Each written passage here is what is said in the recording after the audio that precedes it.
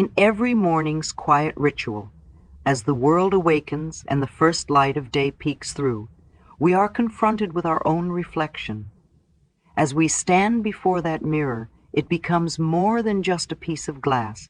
It is a portal, a silent observer, revealing more than just our external features. It reveals our feelings, our inner dialogues, and sometimes the weight of our histories. The mirror doesn't judge. It doesn't discriminate between a good day and a bad one. It merely reflects. And while it's easy to get lost in the immediate reflection of tousled hair or morning eyes, what we truly see goes much deeper. It's the radiance of joy from a day well spent, the subtle weight of a sleepless night, or perhaps the traces of years gone by, carrying stories of laughter, tears, triumphs, and regret. But here's the secret the mirror holds. It magnifies what our inner self focuses on. If our inner dialogue is entrenched in self-criticism, every flaw becomes pronounced. Every blemish seems larger. Every sign of aging feels more prominent. However, if our inner self is grounded in gratitude and self-acceptance, the reflection morphs into one of beauty, resilience, and wisdom. Imagine for a moment that our past mistakes and regrets are like scars. To some, these scars might seem like blemishes, imperfections marring our reflection. But scars also tell stories of survival, of battles won, of lessons learned. They are testament to our resilience, our capacity to heal and grow. When we train our inner vision to see these stories, to understand the strength and wisdom they represent, our reflection transforms. It becomes one of pride, acceptance, and love. Our relationship with the mirror isn't just about our physical reflection. It's deeply intertwined with our mental and emotional states. It's a daily dance with ourself, worth ourself, worth ourself, perception, and ultimately our self-love. And as with any relationship, the more kindness, understanding, and love we pour into it, the more it blossoms and reflects that beauty back to us. Every moment is a crossroad in time, with one path leading to memories past and another stretching towards an uncertain future. But there's a third path, often overlooked, that keeps us grounded, the present. The past is an archive, a vast library of experiences, lessons, joys, and sorrows. It's a story we've already written with its chapters closed. On the other hand, the future remains a blank canvas, teeming with possibilities, dreams, and what-ifs. And yet, the only moment we truly have, the only time we can actively shape and experience, is the now. The beauty of now is its immediacy. It's the heartbeat we can feel, the breath we take, the emotions that ebb and flow in real time. It's the laughter shared with a loved one, the touch of a comforting hand, the fleeting beauty of a sunset, or the challenges we face head. Every second spent dwelling on the past or worrying about the future is a second stolen from this precious present. Imagine life as a river. The waters behind us represent our past.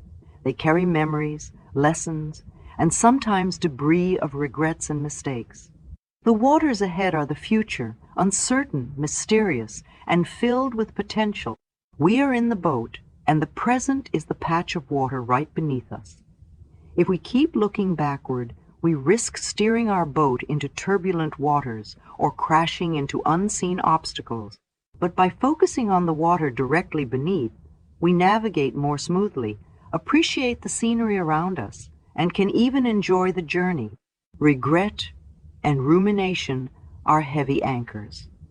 They weigh us down, making it difficult to move forward or even stay afloat. When we are anchored in the past, the present slips by, unnoticed and unappreciated. And the more time we spend lamenting over what was, the less time we have to shape what can be. However, there's magic in releasing these anchors. When we truly immerse ourselves in the now, we find clarity, joy, and a sense of purpose. We become more attuned to our needs, our desires, and our environment. We react less out of habit or old wounds, and more out of consciousness and intent. We also realize that the present, this very moment, is the only real tool we have to paint the future we desire. By actively living, loving, and growing in the present, we are not only honoring ourselves, but also creating a brighter, more fulfilling tomorrow. When we think about infection, our minds often conjure images of physical ailments, viruses, bacteria, wounds. But like our bodies, our spirits and emotions can also be vulnerable to infection. This subtle, intangible infection comes in the form of regrets, missed opportunities, and past mistakes. These memories, when revisited repeatedly, seep into our present, tinging our today with the hues of yesterday. Regret, in particular, has a unique way of chaining us to the past. Every time we look back with a sense of loss or longing, every time we berate ourselves for choices made or opportunities missed, we essentially reopen old wounds, just as a physical wound needs time, care, and a clean environment to heal. Our emotional and spiritual wounds require a similar nurturing environment. When we constantly scratch the surface of these wounds by dwelling on our regrets, we delay their healing.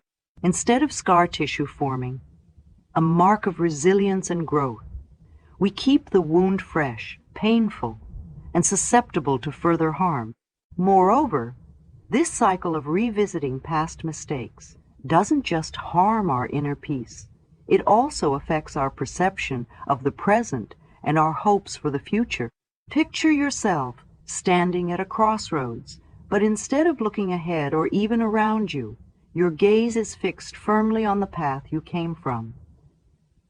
This fixation doesn't allow you to see the opportunities that lie ahead or the beauty that surrounds you now. It's like wearing glasses tinted with the shades of the past. Everything you see, feel, or hope for is colored by past events and emotion. But why do we do this to ourselves?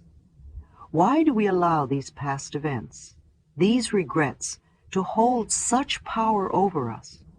Part of it comes from our innate desire for perfection, and part of it stems from the fear of making similar mistakes in the future. But herein lies the paradox. By continuously focusing on the past, we are in fact more likely to repeat those patterns. Like a self-fulfilling prophecy, our fixation on what went wrong often guides our decisions and reactions, making history's repetition all the more probable. Breaking free from this cycle is not about forgetting or even forgiving ourselves. It's about reframing. It's about looking at these past events not as failures or mistakes, but as lessons and experiences. It's about understanding that every decision, every path taken or not taken, has shaped who we are today. And with this reframing comes freedom, the freedom to accept, to learn, a freedom to accept, to learn, and to move forward with wisdom and grace. As we journey through life, we must recognize the immense power our perspective holds. Our spirits, emotions, and well-being are deeply influenced by how we choose to view our past. By letting go of regrets and embracing the lessons they offer, we give ourselves the best chance to thrive, grow, and find happiness in the now. The very essence of our lives revolves around relationships with others, with our environment, and most importantly, with ourselves. This last relationship, often overlooked, is the foundation upon which all others are built. At its core lies the concept of self-love, a sentiment that's both profound and transformative. But what does it mean to truly love oneself? Is it merely an act of pampering, indulgence, or is it something deeper, more intrinsic? Self-love isn't about vanity or self-centeredness. It isn't just about looking in the mirror and liking what you see. Instead, it's about understanding and accepting your worth and value, irrespective of external opinions or past mistakes. It's the gentle voice inside that says, "You're enough, you're deserving, and you matter." Imagine a garden. If a plant is not nurtured, if it doesn't receive the right amount of sunlight, water, and nutrients, it will wither. Similarly, our souls need nurturing, and the most potent nourishment comes from our own love and acceptance, just as a plant cannot thrive in constant shade. Our spirits cannot soar if they're overshadowed by self-doubt, self-criticism, and neglect. Yet many of us struggle with this concept. The weight of societal expectations, past traumas, and our own internalized standards can often make self-love seem like an unattainable ideal.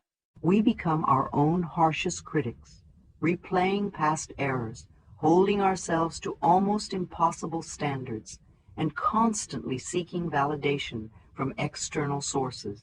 But true self-love challenges these behaviors. It asks us to shift our focus inward, to recognize our intrinsic value, and to understand that our worth isn't contingent on external achievements or validation. Every person carries within them a unique light, a special essence that is deserving of love, respect, and care. By understanding and accepting this, we not only enhance our own lives, but also enrich the lives of those around us. When we love ourselves, we make choices that reflect this love. We seek environments and relationships that uplift and support us. We set boundaries and prioritize our will. Being, and most importantly, we become more compassionate, not just towards ourselves, but also towards others. Recognizing our own struggles and triumphs allows us to empathize more deeply with the journeys of those around us. Furthermore, self-love is also the lens through which we interpret the world. When we feel worthy and loved, challenges become opportunities for growth, mistakes become lessons, and life becomes a journey of discovery and joy. Conversely, when we lack self-love, even victories can feel empty and life can seem more challenging. In the grand tapestry of existence, self-love is the thread that binds us all. It's the force that propels us forward, that gives us the strength to rise after a fall, and that lights our path even in the darkest times.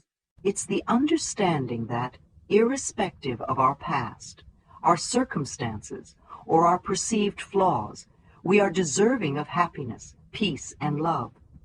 And by embracing this profound truth, we not only elevate our own lives, but also send ripples of positivity and hope into the world around us. In the theater of life, every individual holds a dual role, that of the actor and that of the audience. As actors, we partake in the actions, decisions, and events that craft the narrative of our lives. But as audience members, we observe, reflect, and often judge the very actions we perform. This dynamic interplay between doing and reflecting, acting and observing, is crucial in shaping our understanding of self and our journey through life. Every individual has an inner monologue, a voice that comments, critiques, and sometimes consoles. This voice has been shaped by our experiences. The lessons we've been taught are failures and our successes. But what happens when this inner monologue turns critical? What ensues when the voice that should uplift and guide us becomes our most persistent doubter? Many of us fall into the trap of self-criticism. We chastise ourselves for our perceived shortcomings, replay past mistakes, and constantly compare our journey to those of others.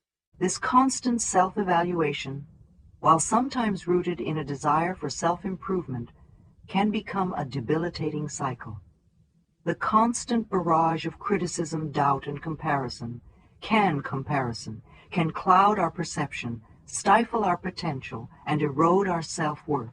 But why are we so prone to self-criticism? Perhaps it stems from a societal obsession with perfection. We are often bombarded with ideals of success, beauty, happiness.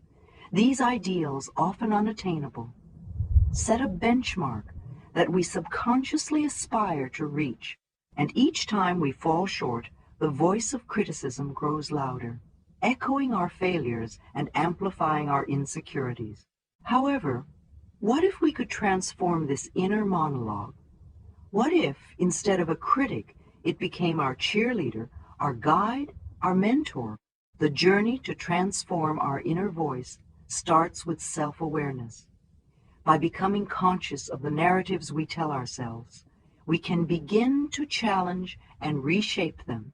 Instead of focusing on what we lack or where we fall short, we can choose to celebrate our progress, our strengths, and our unique journey.